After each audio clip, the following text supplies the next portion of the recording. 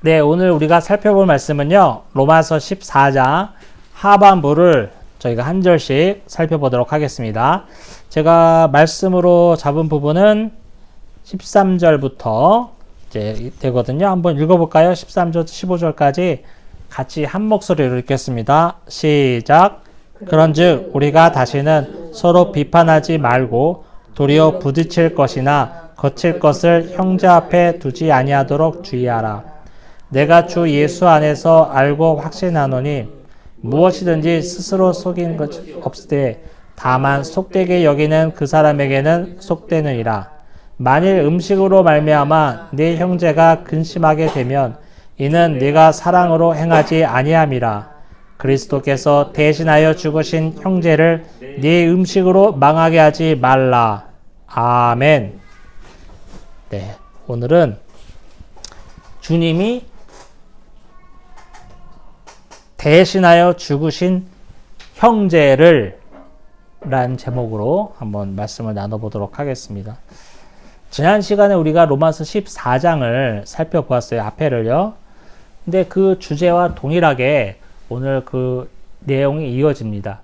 사실 로마서 14장은 아주 유명한 그 음식, 제사 음식을 먹어야 되냐 말아야 되냐 문제를 언급하고 있는데, 제가 지난 시간에 뭐라고 그랬습니까? 로마서 14장에서 바울이 진짜 하고 싶은 말은 이걸 먹어야 돼요, 말아야 돼요 이런 문제가 아니라 형제를 보호하라는 거였잖아요.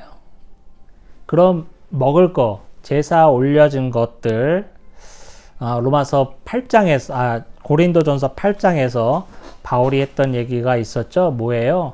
어차피 우상이란 없는 건데, 하나님 한 분밖에 없는 건데 먹어도 된다라는 거잖아요. 올려왔던 게. 하지만 고린도전서 10장에서는 먹어도 되지만 막 먹을 수는 없다 이거예요. 시장에서 파는 물건이라면 자유롭게 먹어도 되나? 만약에 그 장면에서 어떤 사람이 이거 제사에 올려졌던 건데? 라는 말이 들리거든 먹지 말라는 거예요. 주 관심은 뭐였어요? 어차피 헛제사니까 거기는 신이 없는 거잖아요. 헛제사니까 헛제사에 올렸던 음식이니까 먹어도 돼.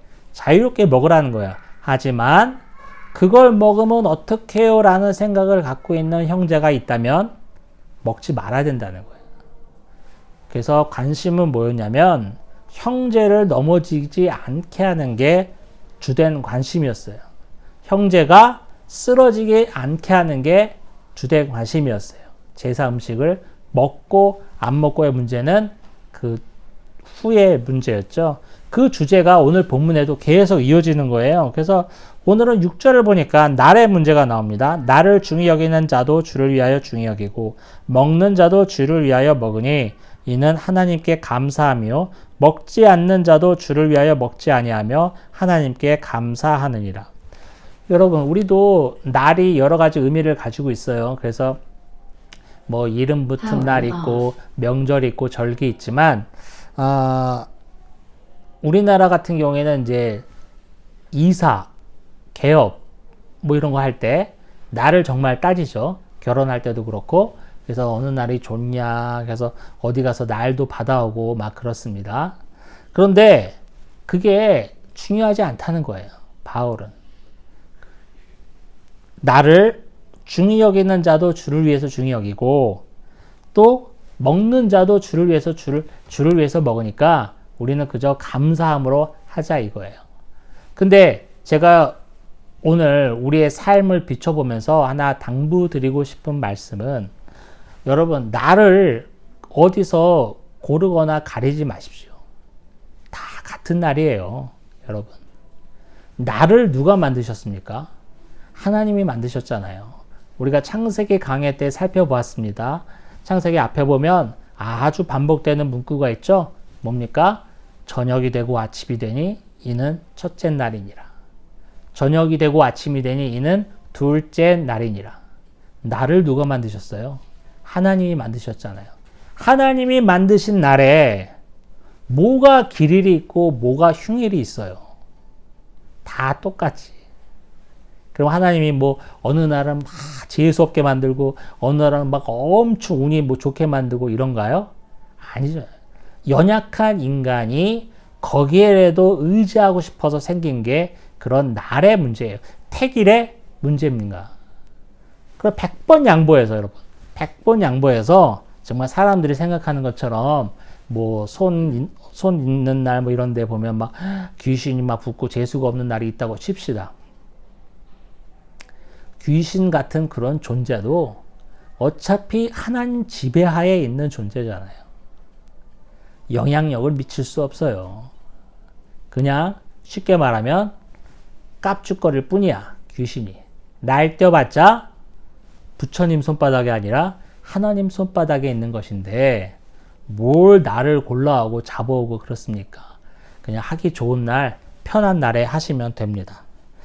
자, 그렇게 이제 날의 문제가 있고요. 그 다음에 이 구절이 아마 제가 보기에는 아주 노골적으로 바울의 그 핵심 내용이 있는 것 같은데 10절을 한번 같이 읽어볼까요? 여러분 14장 10절을 같이 읽어보겠습니다. 10절 시작. 네가 어찌하여 네 형제를 비판하느냐? 어찌하여 네 형제를 업신여기느냐? 우리가 다 하나님의 심판대 앞에 서리라. 먹는 문제, 또 날의 문제 이런 것 때문에 형제를 비판하기 시작했어요. 로마 교회가 분명히 이런 일이 있었을 겁니다. 보통 일이 아니라 엄청 큰 문제로 불거졌을 거예요. 그러니까 바울이 이렇게 지면을 할애해서 이야기를 하고 있는 겁니다. 그러면 그 사람이 먹든 안 먹든 그 사람이 나를 가리든 안 가리든 왜 형제를 비판하냐 이거예요. 너희들도 우리들도 다 하나님 앞에 하나님의 심판대 앞에 선다는 것을 잊지 말라는 거예요. 형제를 비판하고 김 집사님은 아직 멀었더라고. 이거 제사 음식이라고 안 먹던데. 이런 거꾸로 된 생각도 있어요. 제사 음식을 먹는 사람은 엄청 믿음이 우월한 것처럼. 그렇게 접근한다면 그거는 우월한 정도가 아니라 형제를 비판하고 형제를 욕하고 형제를 업신여기는 꼴이니까 얼마나 강한 질책을 하나님의 심판대 앞에서 받겠어요. 말 한마디 행동 하나를 할 때 이 형제가 쓰러질 것인가 아닌가를 신경 쓰라는 것을 바로 언급하고 있습니다. 자, 그리고 17절을 볼게요. 하나님의 나라는 먹는 것과 마시는 것이 아니요 오직 성령 안에 있는 의와 평강과 희락이라 이렇게 나와 있습니다. 하나님의 나라 또 복음, 구원은 우리가 뭘 먹어야 복음을 헛되이 되지 않고 뭘 해야 내가 받은 구원이 부끄럽지 않고 이런 문제가 아니라는 거예요. 먹고 마시는 것이 나의 복음과 구원에는 전혀 영향을 끼치지 않습니다. 오히려 하나님의 나라는 오직 성령 안에 있는 의는 뭐예요? 여태까지 로마서 1장부터 11장까지 얘기했던 그리스도가 이루신 의를 말하는 거예요. 예수 그리스도가 이 땅에서 모든 율법을 이루시고 나중에는 끝내 십자가에서 대속 제물로 죽임을 당하시면서 완성한 그 의가 저와 여러분이 하지도 않았는데 나한테 전가된 거잖아요. 여러분한테 전가된 거잖아요. 그러면 우리가 구원을 받은 거잖아요. 그 의를 말하는 거예요. 하나님의 나라는 여기서는 뭐 하나님의 나라라는 보다도 아까 제가 잠깐 말씀드렸는데 뭐 복음, 구원이라고 생각하시면 되겠어요. 그거는 그리스도의 의와 평강, 그렇죠. 그리스도가 우리를 위하여 십자가의 죽으심으로 이루신 그 의 때문에 우리는 평강을 얻게 됩니다. 평강을 얻게 돼요. 죄로부터 자유함을 얻고 죄의 권세에 눌려있던 게 풀어짐으로 우리는 평강을 이루게 되고 더 나아가서는 죄의 종로로 탔던 우리가 하나님과 평강을 이룬다는 게 또 큰 의미죠. 하나님과 대적 관계에 있었는데 하나님과 평강을 이루게 된다. 화평을 이루게 된다라는 의미가 여기에 속해 있는 거예요. 그러면서 우리가 뭐죠? 하나님과 함께 희락, 기뻐할 수 있다라는 내용이 나와 있습니다. 자, 오늘 하반절도 먹는 문제 자꾸 언급합니다. 이거 먹어야 됩니다. 말아야 됩니까? 이거 해야 됩니까? 말아야 됩니까? 이런 문제가 있는데, 자, 이런 거는 중요한 게 아니라는 거예요. 이런 중요하지 않은 문제 때문에 형제가 넘어지는 것을 우리가 경계해야 된다는 거죠. 우리 교회 안에는 어떤 문제가 있을까요? 우리 교회 안에는 뭐 먹는 문제에 대한 거는 없을 것 같아요. 뭐 그렇게 많이 있을 것 같은데, 교회에 아주 구조적인 문제가 있죠. 아주 오래된 문제, 헌금 문제, 그 다음에 직분 문제, 봉사 문제를 생각해 봅시다. 이 헌금과 직분과 봉사는 주의 몸된 교회를 섬기는 정말 아름다운 덕목이에요. 헌금을 하지 말라라고 또 강조하는 목사님이 있어요. 유튜브 보니까 그런 거 써있어요. 뭐 11조 하지 말아야 합니다. 11조 안 해도 됩니다. 하면서 써있는데 제가 뭐 보다가 말았으면 말도 안 되는 소리예요. 11조 반드시 하셔야 되고 말도 안 돼. 그런 거, 구약의 모든 것들은 예수께서 다 이루심으로 다 무효화 되었습니다. 이런 게 있는데, 그 말도 안 되는 거죠, 여러분. 우리가 창세기를 살펴보고, 로마서를 살펴봤지만, 로마서를 보면서 예전에 우리가 살펴본 창세기의 구절이 얼마나 많이 나왔어요. 에서와 야곱의 문제도 그렇고, 아브라함의 문제도 그렇고, 얼마나 많이 나왔냐고요. 구약이 필요 없게 됐다고요? 말도 안 돼요. 여러분, 성 어거스틴이 한 말 중에 이런 말이 있어요. 제가 정확한 문구도 기억이 안 나는데 이런 뉘앙스입니다. 구약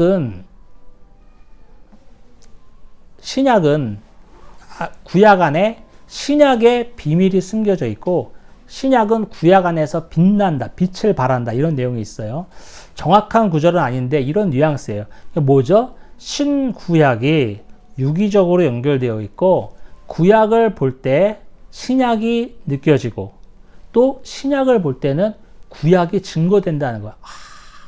신약을 내가 읽고 있는데 구약의 내용이 막 오버랩되면서 짜맞춰진다 이거야. 서로 퍼즐이 맞는 것처럼 꽉 맞아지는 그런 일이 일어납니다. 그래서 구약을 무시하거나 구약은 필요 없습니다. 구약에 증거되어 있던 내용들 예수께서 다 이루셨으므로 지금은 필요 없습니다고 말하는 사람들은, 목사님들은 다 그냥 이단이라고 보시면 됩니다. 아무튼 그럼 다시 돌아와서 우리 교회에 이런 문제가 있어요. 아름다운 덕목이에요. 헌금, 직분, 그 다음에 또 봉사 이런 것들은 정말 교회를 이루는 아름다운 덕목들인데 이런 것들 때문에 성도들 가운데 계급화가 생기고 비판의 내용이 증가되는 경우가 참 많이 있어요. 가장 문제점이라고 있는 것은 직분의 문제입니다. 직분의 문제. 제가 몇 번 말씀드렸다시피 직분은요, 집사, 장로 이런 직분은요, 계급의 내용이 아니에요. 집사를 다 하고 나서 승진해서 장로가 되는 건 아니라는 거예요. 우리 한국교회는 그렇게 알고 있는데 그렇게 모두가 다 자연스럽게 인식하고 있죠. 그래서 문제가 되는 거예요. 직분은 계급이 아니에요. 집사와 장로는 기능이 다를 뿐입니다. 하는 일이 다를 뿐이지 어느 게 더 위에 있고 어느 게 더 아래에 있고 이런 문제가 아닙니다. 근데 우리 한국교회는 그렇게 인식하고 있고 지금도 그렇게 신앙생활을 하고 있어요. 그러니 얼마나 비성경적인 생활을 하고 있는 것입니까? 그런 문제. 그 다음에 헌금도 마찬가지예요. 헌금을 하냐 안 하냐, 누구는 못하냐 안 하냐 이런 문제이죠.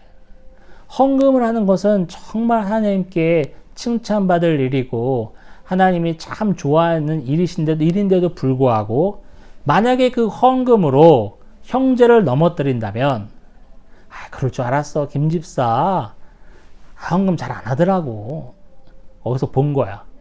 그렇다면 그 사람이 헌금을 잘했다고 칩시다. 하나님이 영광 받으실 것 같아요? 아니라는 거예요. 이런 헌금의 문제, 봉사의 문제도 마찬가지예요. 우리 한국교회는 정말 헌신된 우리 성도들이 많이 계셔서 유지되고 있는데 기쁜 마음으로 주의 몸된 교회를 섬기고 충성하면 된 건데 자꾸 하다 보니까 나는 열심히 하는데 최 집사님이 자꾸 한 번, 두 번씩 빠지면서 나중에는 아예 안 나오네. 결국에 나 혼자만 하게 돼요.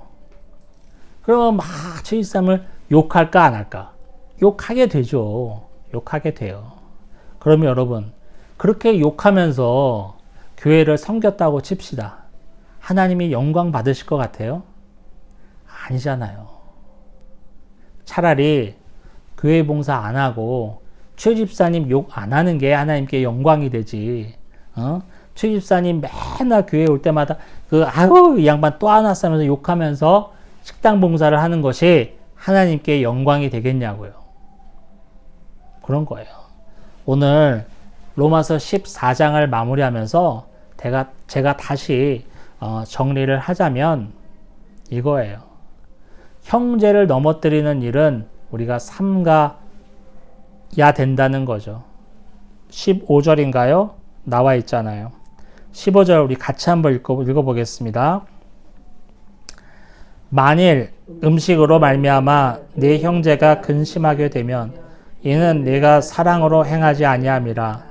그리스도께서 대신하여 죽으신 형제를 네 음식으로 망하게 하지 말라. 형제를 근심하게 하지 말고 형제를 넘어뜨리지 말아야 하는 이유는 뭐냐면 제가 지난 시간에 말씀드렸다시피 그 형제가 도대체 누굽니까?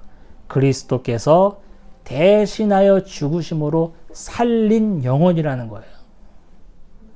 예수 그리스도께서 대신 십자가의 지심으로 살린 그 형제를 저와 여러분이 누구간데 감히 그런 형제를 넘어뜨릴 수 있겠습니까? 안 된다는 거예요.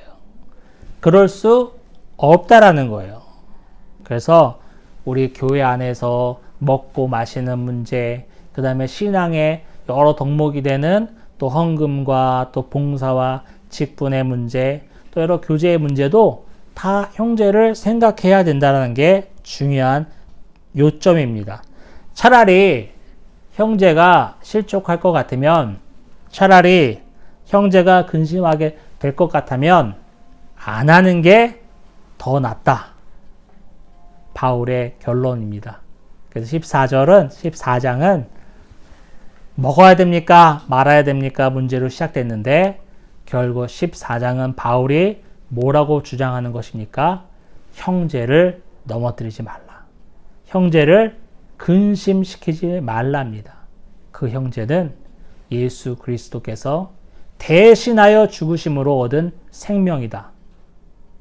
저와 여러분이 함부로 넘어뜨릴 수 있는 대상이 아니다라고 바울은 이야기하고 있습니다. 로마 교회가 점점 커지면서 이런 문제가 생겼던 것 같아요. 처음에는 핍박 가운데 신앙생활을 하는 것만으로도 서로 뜨거워져서 서로 그냥 부둥켜 안고 기도하고 그랬지만 교회가 커갈수록 이제 이런 문제가 생깁니다. 한국 교회도 마찬가지잖아요. 교회가 커갈수록 이런 문제가 생겨요. 한 영혼에 대한 가치가 떨어진다는 거예요. 예수 그리스도께서는 분명히 천하보다도 한 영혼이 더 귀하다라고 말씀하셨는데 과연 우리 그리스도의 교회 안에서는 또 다른 한국 교회 안에서는 정말 그럴까 생각해 볼 때 부끄러운 모습 뿐이에요. 그렇죠? 한 사람이 실족되는 일이 발생되기를 예측되는 것이 있다면 아무리 좋은 취지를 갖고 있는 거라도 취소를 하는 것이 맞다라는 제가 결론을 내렸고 그래서 우리가 또 야유회도 더 열심히 한 사람 한 사람 챙겨야겠다는 각오를 제가 했습니다. 더 좋은 곳이 있어요. 찻집도 더 좋은 곳이 있습니다. 더 럭셔리하고 화려하고 옆에 골프장도 붙어 있고 좋은 곳이 있지만 한 사람이라도 거기가 불편하다면 그거 우리가 골프 선수도 아니고 거기 가서 먹고 사는 것도 아닌데 거길 안 가는 게 맞다 라는 제가 스스로 말씀을 준비하면서 결론을 내렸습니다. 초가 집에서 커피 마시면 어때요? 마음 편하게 자판기 커피 마시다가 오는 게 낫지. 여러분, 각자가 살펴보십시오. 내 입술에 나오는 말과 행동을 통해서 연약한 형제가 넘어지진 않았나? 넘어질 뻔한 경우는 없나? 살피는 은혜가 있기를 주의 이름으로 축원합니다. 아멘. 하나님 아버지 감사합니다. 결국 로마서 14장은 먹고 마시는 문제가 아니라 형제를 넘어뜨리지 말라는 문제였습니다. 우리 그루터기 교회를 살펴보게 하여 주옵소서. 우리 교회 가운데 넘어지는 형제가 있을 줄 어떻게 압니까? 경계하게 하시고 더 조심하게 하시고 연약한 형제를 살필 수 있는 은혜를 우리 모두에게 허락하여 주옵소서. 예수님의 이름으로 기도합니다. 아멘. 우리 찬송가